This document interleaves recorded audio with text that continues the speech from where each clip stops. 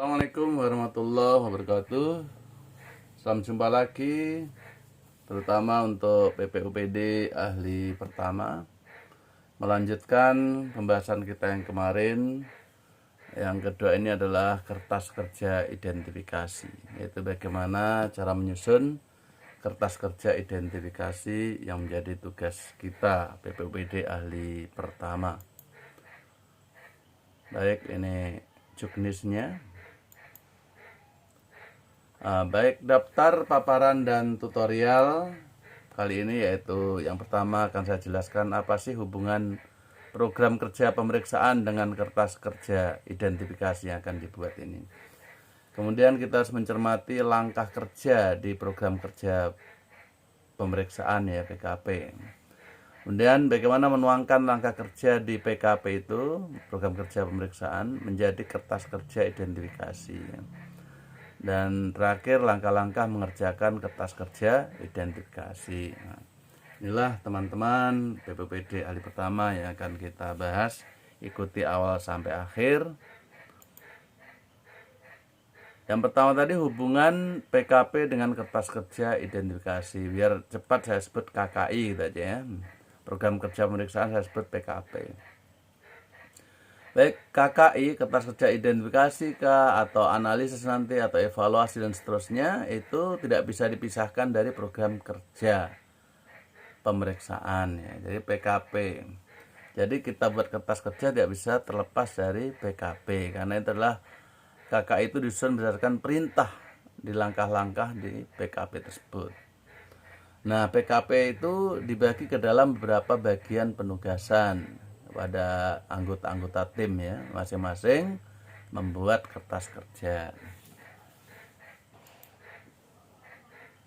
Sekarang kita perlu mencermati langkah kerja di PKP. Nah, langkah kerja di PKP. Namun sebelumnya saya mau perlihatkan yaitu gambaran PKP itu seperti apa. Saya sudah buatkan Excelnya, nanti bisa diambil. Baik, sama-sama kita lihat. Inilah program kerja yang saya buat di Excel, nanti bisa kita bagi, yaitu umum. Nah, kita tahu ini karena sebelum buat kertas kerja kita berdasarkan PKP ini.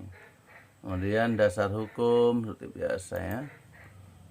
Dasar hukum, kalau umum tadi judulnya PKP, ini sesuaikan surat tugasnya apa, nomor PKP-nya, ikuti PKPT-nya, nomor urut keberapa, mungkin ini NSPK, SPM dan sebagainya. Ini sesuai dengan apa tim masing-masing ya, di daerahnya masing-masing. Tanggal, nama satuan kerja itu yang diperiksa, kemudian sifat pengawasan, apa prioritas nasional, apa khusus sebagainya.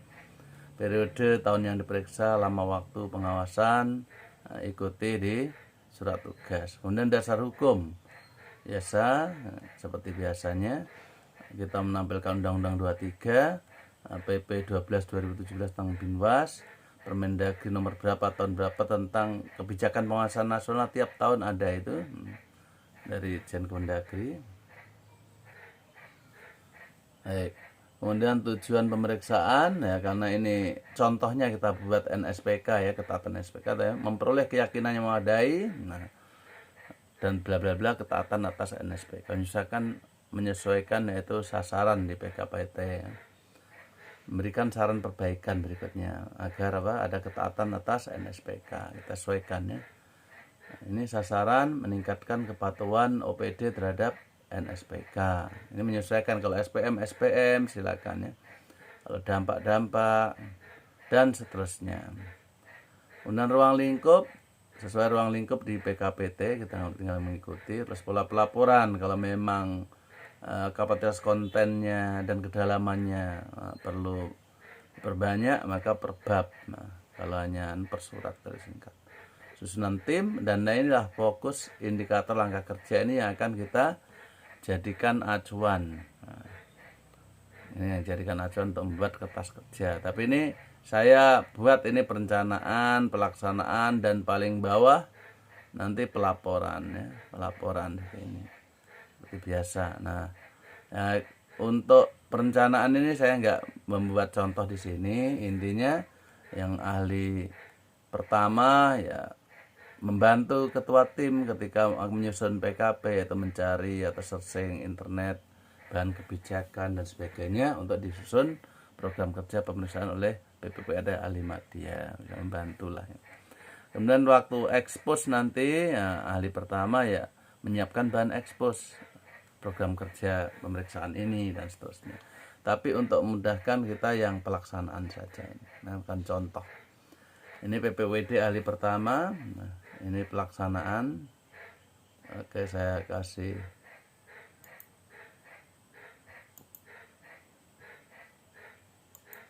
kita lihat pelaksanaan. Nah, itu sasarannya organisasi tata kerja, tugas dan fungsi.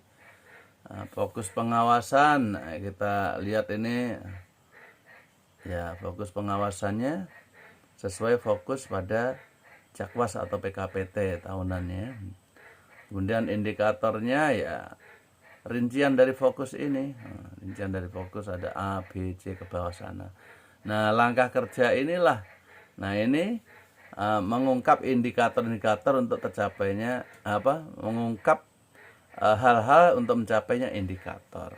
Maka di langkah kerja ini teman-teman yang ahli pertama disuruh untuk minta, karena ini organisasi tata kerja tugas fungsi, maka minta Renstra, PPWD, minta perda tentang organisasi tugas fungsi, dan struktur organisasi apa dipajang di kantor, dan minta SK jabatan masing-masing jabatan yang ada di struktur itu, dan minta peraturan perundangan atau NSPK terkait bidang-bidang. Kalau ini Disperindakob dari bidang koperasi, UKM, ini yang urusan wajib non pelayanan dasar. Yang pilihan misalnya industri, kemudian perdagangan, Perindakob. Nah, kemudian tanyakan kepada kepala bidang juga klarifikasi apakah aturan-aturan itu pernah dibaca dan dipahami tidak, dan seterusnya. Kemudian kita buat kesimpulan. Ada 10 perintah ini di langkah kerja ini untuk teman-teman PPWD ahli pertama di contoh, ini contoh saja ya, di program kerja ini kita ikuti ini. Nah, penomoran langkah kerja ini, kenapa B1A 1 sampai 10 mana? B itu maksudnya diambil dari ini. Nah, yang tadi kan A-nya perencanaan, B-nya pelaksanaan. Nah, di pelaksanaan, kemudian angka 1 di sini organisasi. Nah, jadi seperti itu. Inilah B tadi pelaksanaannya, organisasi. Dan kita ngikuti nomor ini. Maksudnya PPWD ahli pertama Ibu A misalnya itu kerjanya bagian B, nomor 1 organisasi tata kerja tugas fungsi. A yaitu tersedianya dasar hukum, perda dan SPK untuk penataan OPD itu. Nomor 1 sampai 10 ini nomor urutnya ini. Nah, jadi kerjanya ini. Nah, itu maksudnya waktunya setengah hari ya, sekitar 3 jam ya.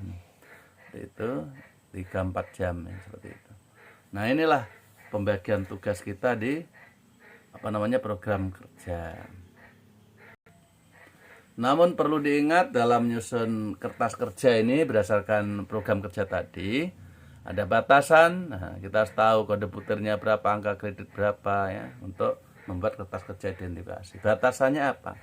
Jadi menyusun kertas kerja identifikasi itu adalah mencatat ya dokumen-dokumen, berkas-berkas yang dikumpulkan. Jadi kita sifatnya mengumpulkan, mendaftar, mendata ya pengujian yang dilakukan dan informasi yang didapat dalam melakukan pengawasan ya. Jadi kita juga perlu klarifikasi juga loh, kenapa kok tidak di misalnya struktur organisasi tidak dipajang ya, kita perlu tanyakan juga itu kenapa. Nah, dan seterusnya. Terus kepala bidang apa tidak memiliki peraturan menteri terkait tugasnya. Nah, itu perlu ditanya-tanya.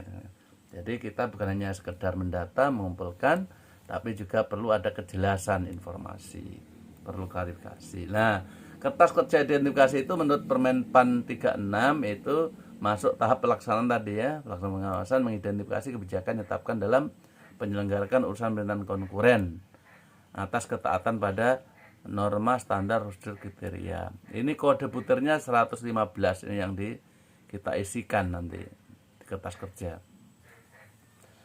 Angka kreditnya nanti 0,2. Demikian kurang lebih. Baik. Nah, ini tadi cara menuangkannya. Ini kan program kerja yang saya tulis di depan tadi. Program kerja ini bagian depan tadi. Terus ini uraiannya yang 10 langkah tadi. Ya. Kita lihat. Ya, kita lanjutkan ya tadi. Sekarang dari program kerja tadi, yang ini kita mau lihat kertas kerja identifikasi seperti apa. Nah, baik, inilah kertas kerja identifikasi. Ini kita buat sesuai dengan Juknis PPUPD ya, Permendagri 54 2021. Ada biasa seperti ini.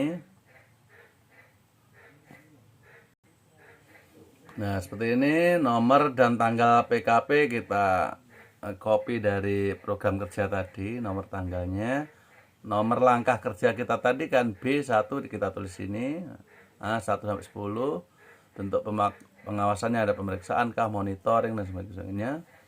Unit kerjanya kan di Disperindak dan UKM. Periode pengawasannya tahun 2021 atau 2020 kan. Tahun lalu atau tahun sekarang. Nah, ini penyusunnya tadi Bapak Ibu A tadi ya. Menurut PKP tadi. Jadi ini semua ikuti program kerja. Direview oleh ketua tim. Kode puternya tadi 115. Dan kegiatannya mengidentifikasi atas pelaksanaan SPK yang ditetapkan pemerintah. Nah, ini uraian kegiatannya tadi. Yang tadi perintah, mintalah renstra dan kita cukup kata pernyataan saja ini. Renstra di Disperindak dan UKM periode sekian. Nah, catatannya apa yang kita temukan lapangan? Oh, ada. Didokumentasikan dengan baik, tulis itu catatan. Ada perda STO tugas fungsi Disperindak UKM tidak. Nah, tadi kan tanya carilah perda atau mintalah perda. Kalau di kertas kerja bukan kata perintah lagi seperti di program kerja, tapi pernyataan seperti ini. Ada dan dikomunikasikan dengan baik. Nah, struktur organisasinya dipasang di kantor tidak? Oh, ada dan dipajang tempat yang mudah dilihat tamu. Jadi seperti itu. Dan seterusnya SK, peraturan NSPK terkait non-pelayanan bidang koperasi dan OKM ada dibaca, dipahami kepala bidang dan seterusnya. Misalnya ini ada semua dibaca dan seterusnya. Tapi ini peraturan perundangan atau NSPK dari kementerian terkait urusan pilihan yaitu bidang perindustrian. Nah, berarti dari Kementerian Perindustrian ini. Nah, kepala bidang itu ketika kita tanya tidak ada, Pak.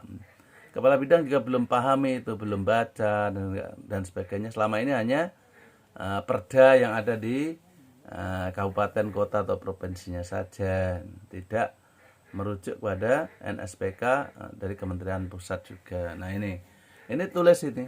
Nah, apakah peraturan dengan NSPK dari Kementerian Perindustrian ada? Tidak ada. Ini kepala bidang perindustrian ya. Kepala bidang belum memahami, belum membaca misalnya. Nah, dari sekian itu ada dan didokumentasikan, dibaca dan sebagainya. Tapi khusus perindustrian tadi misalnya tidak ada. Ini contoh saja, ini tidak ada. Berarti buat simpulan. Nah, kita sebut semua yang ada dulu. Disperindak dan UKM memiliki renstra, perda STO, struktur organisasi, tugas fungsi, dan punya NSPK bidang koperasi, UKM, bidang perdagangan ada. Yang tidak ada kita sendirikan. Bidang perindustrian tidak memiliki, membaca dan memahami NSPK Kementerian Perindustrian. Yang bersangkutan hanya memahami perda STO, tugas dan fungsi saja. Begitu. Jadi teman-teman yang ahli pertama cukup sampai di sini batasannya ya. Jadi mendata dan ada informasinya segini. Disampaikan kesimpulan seperti ini. Kemudian teman-teman tulis, kemudian direview. Direview oleh ketua tim seperti ya. Nah, inilah tugas teman-teman dan inilah kertas kerja identifikasi. Seperti ini ya. Jadi ini tidak lepas dari PKP tadi, program kerja yang di depan tadi. Nah, ini. Maka teman-teman harus pahami ini dan caranya seperti ini. hasil kerja inilah kemudian diajukan ke ketua tim untuk direview. Baik teman-teman, jadi teman-teman yang telah mengerjakan kertas kerja identifikasi tadi, nanti kalau penilaian angka kredit akan dilihat. Kalau misalnya hasil kerja teman-teman sempurna sesuai dengan ketentuan teknis tadi, formatnya, volume, waktunya tepat. Kalau setengah hari jadi itu 100 ya. Maksudnya sempurna. Dari nilai angka kredit berapa tadi? 0,2 kan? Nah itu. Kalau misalnya hasil kerjanya memenuhi ketentuan teknis, format, tapi volume waktunya belum sesuai dengan SKP. Di SKP tadi kita sebut di perencanaan setengah hari. Tapi ternyata 1 hari penuh, misalnya, berarti nilainya 90. Dan seterusnya. Maksudnya 90% dari angka kredit yang diperoleh kertas kerja ini gitu ya. 0,2 tadi ya. Nah itu. Dan seterusnya. Inilah cara pembobotan dari angka kredit yang kita peroleh dari kertas kerja identifikasi kita. Jadi teman-teman dalam membuat harus sempurna sesuai dengan ketentuan teknis, formatnya, waktu dan volumenya harus ditepati. Nah, untuk tadi program kerja pemeriksaan dan contoh apa tadi kertas kerja identifikasi saya taruh di sini. Teman-teman bisa ketik ini, bisa tulis https //bit.ly garing 31 POY huruf besar LG huruf kecil. Silakan ketik ini, nanti di browser di Chrome atau internet, nanti ketik ini akan terhubung dengan file yang saya sebutkan itu ya. Silakan ketik itu ya, tulis. Dan ya, begitu teman-teman kurang lebih tentang kertas kerja identifikasi ya. Mudah-mudahan bermanfaat. Dan berikutnya sebagai urutan dari pembahasan kita nanti insya Allah yaitu bahan ekspos ya. Demikian kurang lebih, mudah-mudahan bermanfaat untuk teman-teman semua. Dan tetap belajar, sama-sama belajar. Kita belajar sambil mengerjakan ya. Jangan takut salah, yang penting ikuti platform yang diadakan oleh Juknis dari Permendagri 54 2021. Demikian, assalamualaikum warahmatullahi wabarakatuh.